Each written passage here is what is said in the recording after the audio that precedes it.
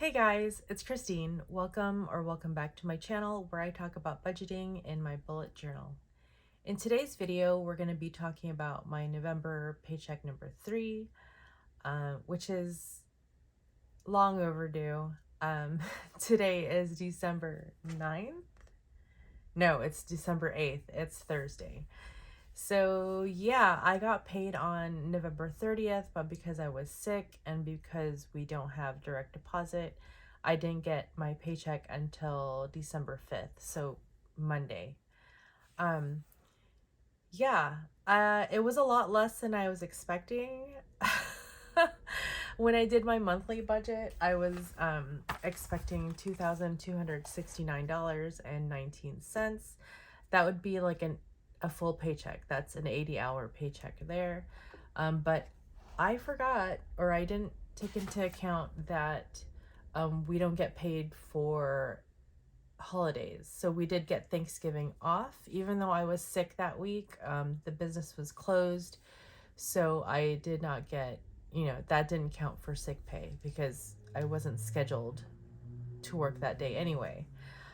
So yeah, so I am missing about 8 hours of work on this paycheck. It's, let's see,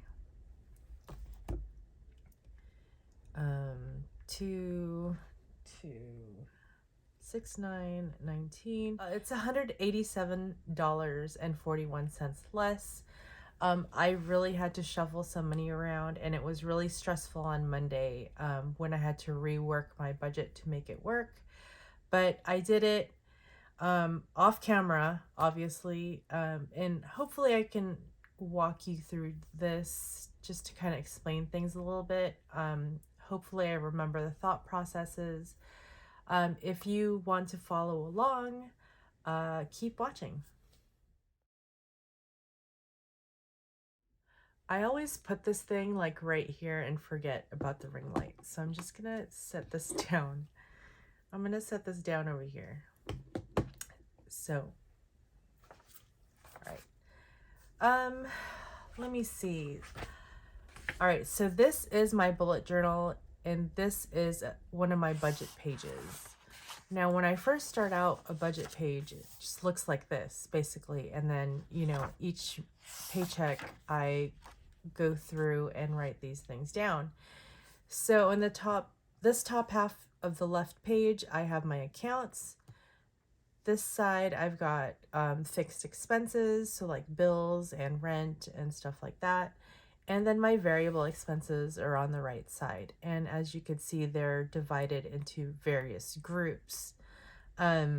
These two groups are in one checking account. This group is in one savings account. This is another savings account. So it's all kind of, my money is in different places, and I keep track of it up here, basically. So this is sort of like the summary here, and this is a little bit more of the details. So yeah, welcome to my budget planner. Let's see. We are gonna start out with the checking account. So I have $57.71 to start, and I'm adding $241. That is $298.71. I should have looked down here first. So for my bills, my G1 checking is where I put the money to pay my bills. So I have AD&D for $30, T-Mobile for $150, iCloud for $10, and Delta Care for $32. So all in all, that's $222. So I just need to make sure that the balance I have in this account is going to pay the bills down here. And it does. It'll cover it. And I'll have a little bit of a buffer, which I like. For my rent, etc., so this account holds money for my rent, which I split between how many ever paychecks I have. So let's say in 1 month I have 2 paychecks, I'm going to split my rent into 2. If I have 3 paychecks, like I did in November, then I split it into 3. So My estimated, or I had planned to put $328 in this account, but because I am short, I decided to just put in $162.78. Now, if we do the math for that, 308 plus 162.78, 165.86. So even though I budgeted for the PG&E bill $170, my actual bill was $74.54. So even though this is only $165.86, it's going to cover this bill. And then I'll have money to roll over into the next budget. Yeah, so that's just how I like to do things. I like to make sure I have a little buffer in there. Okay. So moving down the line, G1 daughter. So I have a separate account where I put money in for my daughter. This helps me to keep it, that's redundant. Okay, so I keep the money separate so that I don't accidentally spend it, which has happened before I split it like this. So $70, that's food, etc. $50, laundry $20, and others $0. I have taken household money or household spending out of this category before. Sometimes I take it out of my own household category. It just depends. But generally speaking, the $70 here works. I could put more in there because like last month last paycheck, I definitely did go overboard. But we're keeping it this amount for now until I figure some things out. So variable, this is my checking account. So right here for gas and car, I started out with $36.17 and I'm adding 70.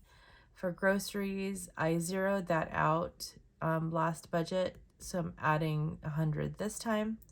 Household started with 0, I'm adding 30. Eating out started with 0 and I'm adding 50. Copay started with $64.90 and I'm adding 15.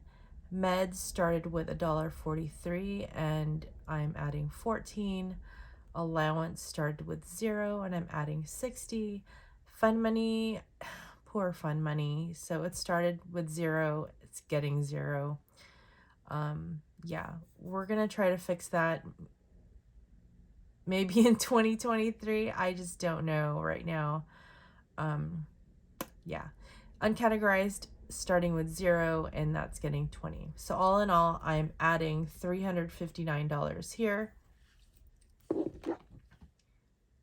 And it's starting with 102, 359, so that's 461.50. Okay. For travel, I had originally budgeted $822, but because I'm weird about making sure it's in increments of 25, I made it 800. I could have rounded up to 825, but because I am short on my paycheck, I just decided to round down to 800. So even though this says hotel, I'm budgeting 800, it's actually going to go to my debt here, to my Citibank card.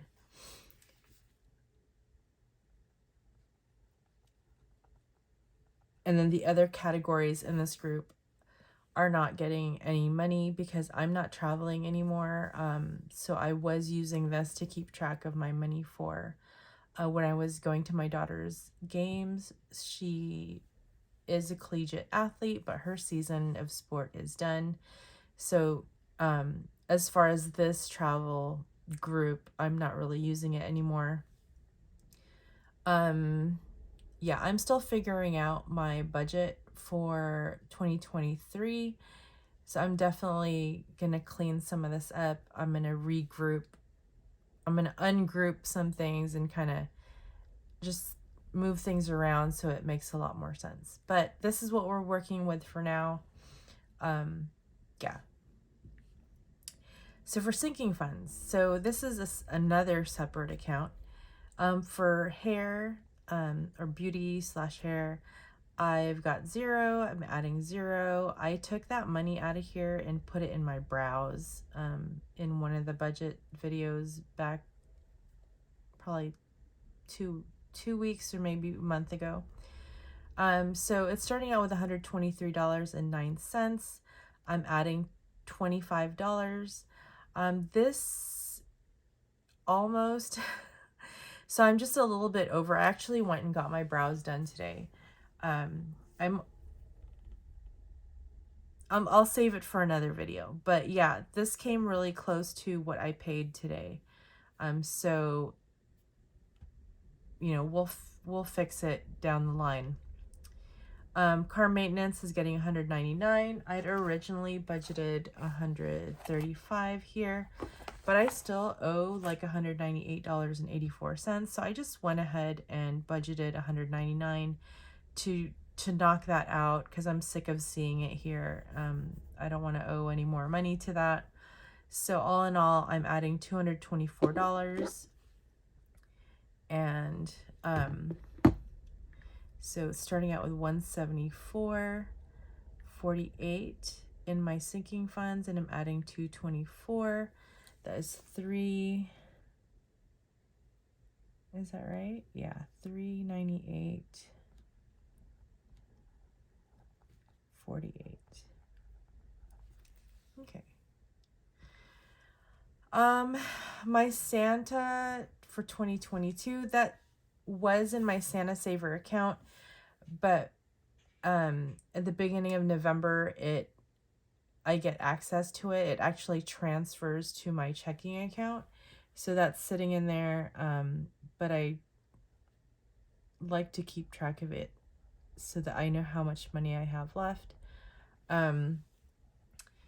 Is that right, though? I feel like that's wrong. Oh, you know what? Okay.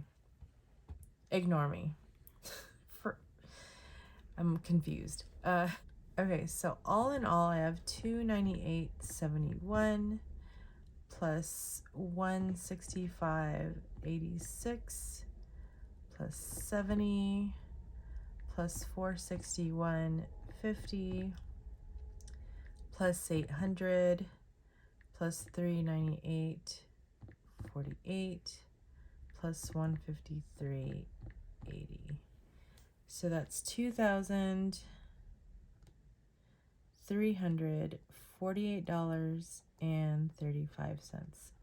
And let me just double check by subtracting the $1856.78, and we should be left with $491.57. So that matches.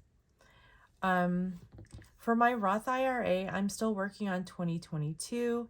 I've got I've got $4,350 contributed, and I'm adding 200, so that is $4,550.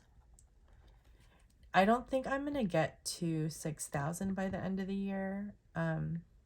Oops. So let's go 6,000 minus 4,550. So I've got $1,450 left to contribute for 2022. I'm going to max out my 2022 Roth before I start contributing to my 2023 Roth in the new year, but I'll go over that when I finalize my plans and my budget for 2023. But basically my thinking is, like, I want to make sure I max this out, because in the next year I might be able to max out my 2023 like fully in the year, but then I can't go back and like fill the 2022, if that makes sense. So like, let's say I have a better year in 2023 and like, oh, I can put extra money towards, retirement, but the deadline has already passed. So in this way, I just want to make sure I continue to fill the 2022, max it out before I do the 2023. And if I have a better year in 2023, then I'll be able to, contribute the maximum to that within the actual calendar year instead of waiting till April tax time of the next year. I'm not sure if that makes sense. It made sense in my brain. So anyway. All right, so over here we've got the emergency fund sitting pretty at 3,000. It does earn interest, but I use that money to help me pay for when I overspend, which is still a problem, but life happens. I'm working on it, you guys. So for Santa Saver 2023, so this is next year Christmas, I'm starting out with $50. I'm adding 25, so that's getting 75. So can I do this without the calculator? Probably 2, 6, 7. So 7,625. Oh, I could have just looked at these two numbers. Ugh, what was I thinking? Okay. So yeah. So that's what it's looking like. Let me go ahead and double check this with you guys. Make sure we gave every dollar a job.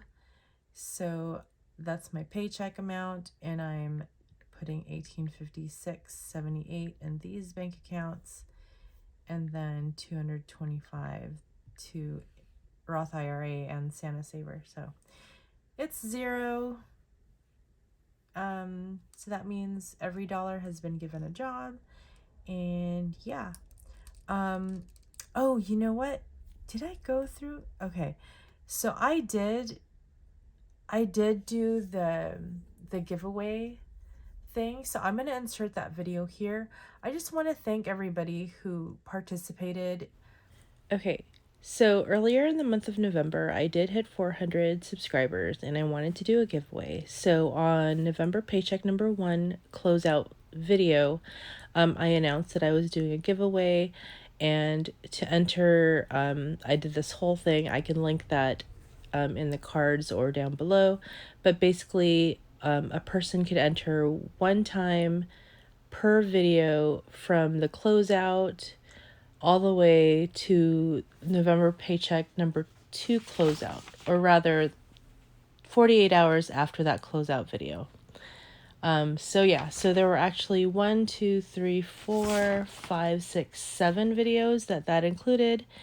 And here on the screen, I just have like a screen recording of basically I entered everybody's name that commented. So you had multiple chances to enter. It was 1 entry per video. So, but you had 7 videos to possibly enter with. And then here I just copied and pasted the names and generated this giant wheel. So here we go.